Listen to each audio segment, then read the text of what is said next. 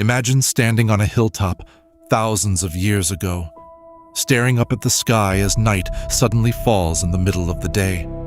The sun blotted out by an invisible force, the stars emerging as birds grow silent, and the world seems to pause.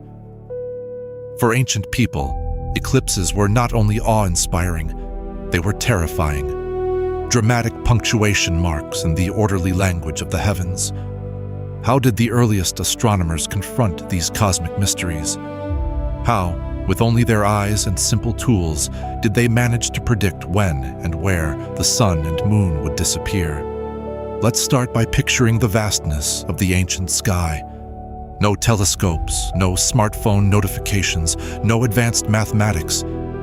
Just careful observation, patience, and a relentless search for patterns. Early civilizations were astoundingly consistent in recording the motions of the sun, moon, and stars, often carving their findings onto clay tablets or chiseling them into the walls of temples and pyramids. There's a poem from the Rigveda, one of humanity's oldest texts, describing an eclipse as the sun being hidden by a celestial demon. The makers of the sun, Wo and moon, of earth and sky, are thy protectors. Come, O night, in thy own glory, guard this sunless realm. This ancient passage reveals both the fear and the reverence that eclipses inspired. The regularity of day and night, so fundamental to life, could dissolve in an instant, and people wanted answers. Ancient astronomers put their faith in cycles. Millennia before modern science, they recognized that eclipses weren't acts of capricious gods, but followed repeating rhythms. The Babylonians, for instance, kept meticulous records of lunar and solar eclipses, inscribing them for generations to analyze. They noticed something remarkable. Eclipses seemed to return in patterns. Over spans of months or years, specific alignments would repeat. Here's a bit of literature. A passage from the ancient epic of Gilgamesh describes the moon turning to darkness and the people trembling in fear. When the heavens roared and earth rumbled, Bashmu, the great serpent, covered the moon and all was dark. The image is powerful, a mythic creature devouring the moon. But beneath the poetry lies careful observation. The descriptions are specific. The time, the phase of the moon, what stars are visible. These chronicles gave ancient scholars clues that, with enough data, something predictable might be happening in the sky. The greatest discovery for predicting eclipses came from this search for cosmic regularity, the Saros cycle. The Babylonians determined that approximately every 18 years, 11 and 1/3 days, almost identical eclipses would repeat.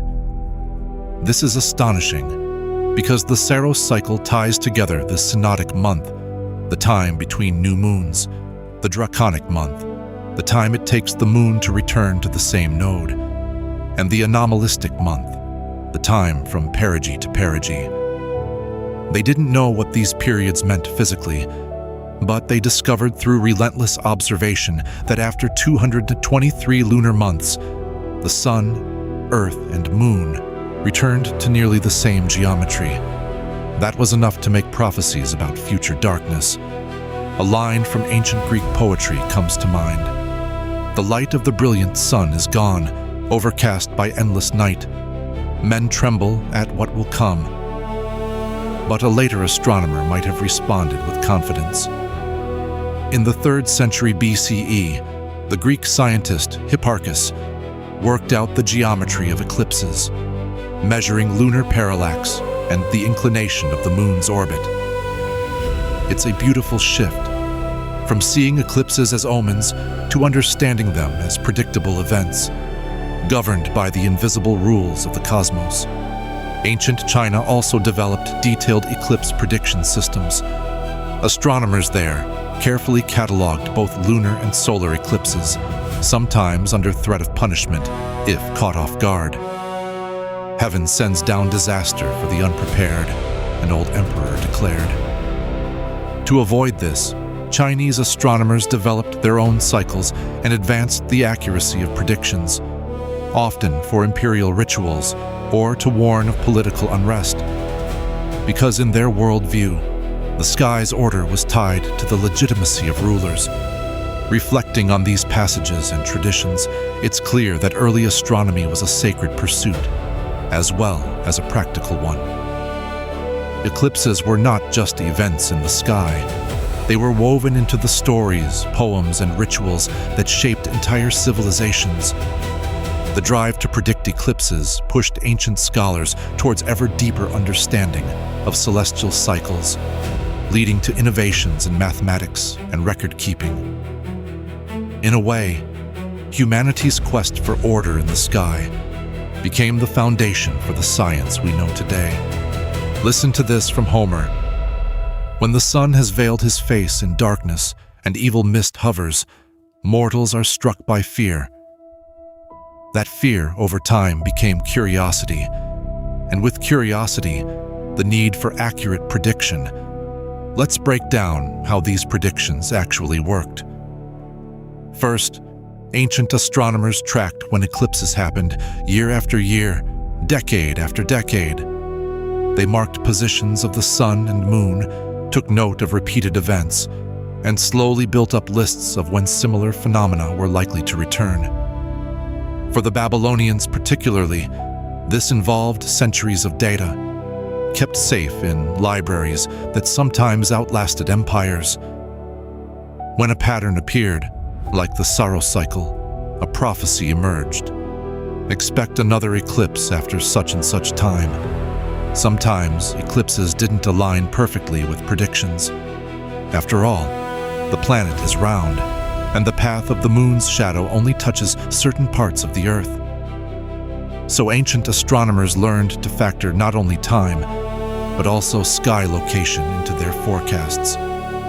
For instance, they noted that a specific type of eclipse, a total lunar eclipse, for example, would only be visible from certain regions, and often occurred when the moon was full and close to one of its orbital nodes. A passage from Ovid's poetry captures this sense of regularity.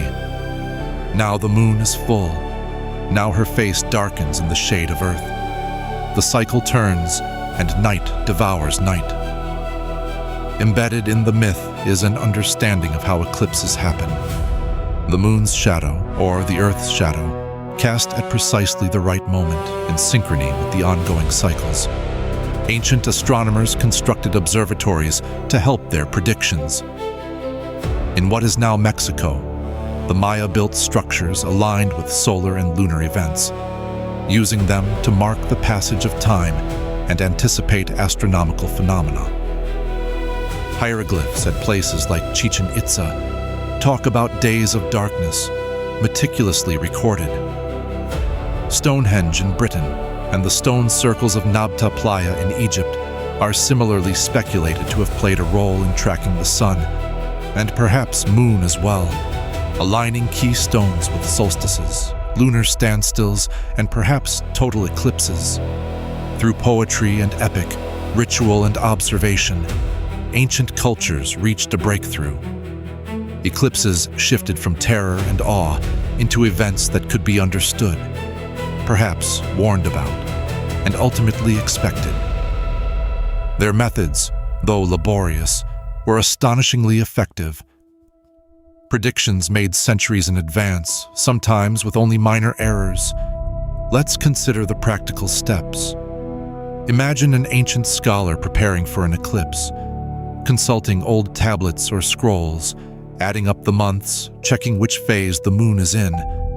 They know that certain types of eclipses only happen at new or full moon. They know the importance of the moon's orbital nodes, the points where its path crosses the suns in the sky. If the sun and moon are close to opposite nodes when the moon is new or full, an eclipse is possible. By combining cycles, counting synodic months, checking for the returns of the Saros, and observing the nodes, predictions improve. Each error, each surprise leads to further refinement. Here's a passage from Lucretius that expresses this rational excitement. All things have reason, even in the darkness. Night falls with order, stars align by rule. For ancient scientists, this was a guiding principle. The universe has structure, and patterns are for discovery, not just fear. With time, eclipse calculation became a high art. Greek and Babylonian astronomers wrote detailed guides. In China, the office of the astronomer became a position of high honor, responsible for maintaining cosmic harmony. Even in India and the Islamic world, detailed canon texts described how to use cycles and geometry for intricate predictions. At every step, the process built on the work of previous generations, turning night into knowledge. Yet, even with their incredible success, ancient predictions had limits. Their cycles generated dates, but didn't always specify whether an eclipse would be total, partial, or even visible at a specific location. Sometimes predictions failed. Records show disappointment or blame, especially in civilizations where celestial miscalculations could mean political disaster. But the larger story is one of progress. Cycles improved, mathematical tools grew more sophisticated, and each culture contributed to a growing global picture of how the universe works. So when you next see an eclipse forecasted years in advance, consider the path from ancient poetry, ritual, and patient sky watching to the exact calculations that let us pinpoint these cosmic events down to the minute and meter. The world's first astronomers taught us that even the most mysterious darkness can be met with wisdom, courage, and a devotion to pattern. Their eyes traced invisible paths, their hands recorded what they saw, and piece by piece, they turned fear into knowledge. We are heirs to their diligence, inheriting both the curiosity and the calm that comes from knowing what the sky will do next. The spectacle of eclipses, once an omen, now a marvel, reminds us that understanding the universe has always begun with a simple gesture, looking up, asking why, and waiting patiently for the answer.